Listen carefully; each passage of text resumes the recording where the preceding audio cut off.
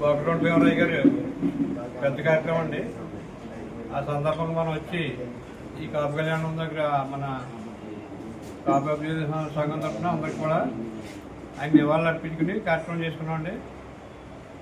మరి ఆయన మన వద్దు లేకపోవడం దురదృష్టం. అయినా కానీ ప్రతి మనిషి పుట్టడం చనిపోవడం సాధ్యం కాబట్టి ఆయన అందరిలాగానే ఆయన దేవుని సన్నిధికి వెళ్ళారు.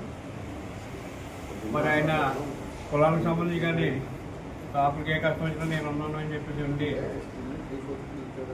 మన కులానికి సంబంధించి ఏ మీటింగ్ అయినా కానీ ఫస్ట్ నుంచి లాస్ట్ వరకు ఉండి అది పంచాయతీ కానీ ఎదురు కాదు. మరి ఆయన మన మధ్య రావటం దురదృష్టమే. అయినా కానీ ఆయన ఇచ్చిన స్ఫూర్తితో మనం అందరం కూడా